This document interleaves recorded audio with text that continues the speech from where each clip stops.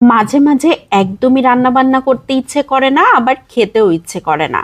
তখন আমি ঝটপট এই ধরনের একটা রেসিপি তৈরি করে নিই, যেটা দিয়ে পেট ভরে ভাত খাওয়া যায়, বাসার কারো কোনো অভিযোগ থাকে না।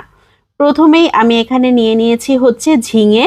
ঝিঙেগুলোকে খোসা ছাড়িয়ে খুব ভালো করে ধুয়ে এখন ছোট ছোট টুকরা করে কেটে নিচ্ছি।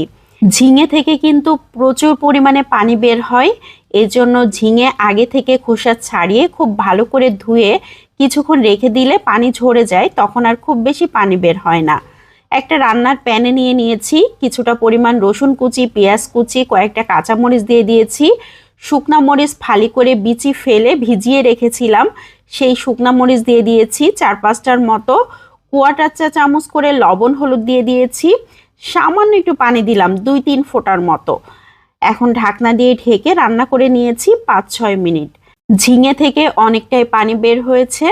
এখন নেড়ে চেড়ে এখানে দিয়ে দিচ্ছি 1 টেবিল চামচের মতো রান্নার তেল। এ পর্যায়ে তেলটা দিলে লবণ হলুদের একটা আলগা গন্ধ আছে, সেই গন্ধটা কিন্তু দূর হয়ে যাবে, আর খুব ভালো মতো ভাজেও করা যাবে। এখানে খুব বেশি তেল দেওয়া যাবে না, আমি অল্প একটু দিয়েছি, এরকম অল্প করেই দিয়ে নিতে হবে।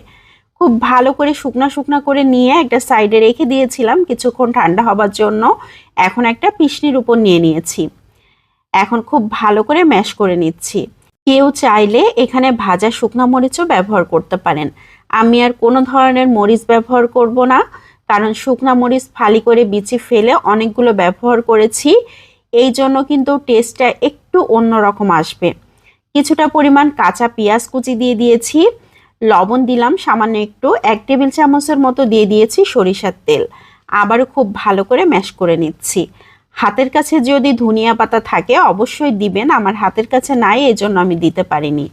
এখন হাতের সাহায্যে খুব ভালো করে মাখিয়ে নিচ্ছি। খুবই সুন্দর একটা ভর্তা তৈরি হয়ে গেল। এই ভর্তা তৈরি করতে কিন্তু খুব বেশি সময় লাগে না, আবার খুবই মজার হয়। অল্প একটু গরম ভাতে হলে 1 প্লেট ভাত নিমিষেই শেষ হয়ে যায়। এই ভর্তাটা দেখতে যতটা না সুন্দর, খেতে কিন্তু তার থেকে বেশি মজার হয়। আমি তো আর লোভ সামলাতে পারছি না, এজন্য গরম গরম ভাত নিয়ে বসে গিয়েছি। একদম ধোয়া ওঠা ভাতের সাথে এরকম একটা ভর্তা হলে আর কোনো কিছু লাগবে বলেন তো? যারা একটু বেশি মরিচ খেতে পছন্দ করেন তারা আরও একটু মরিচ দিয়ে নিতে পারেন, তাহলে আরও বেশি মজার হবে।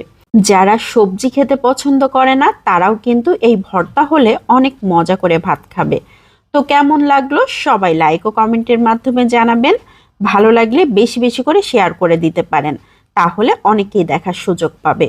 আজকের মতো বিদায় নিচ্ছি। আসসালামু আলাইকুম।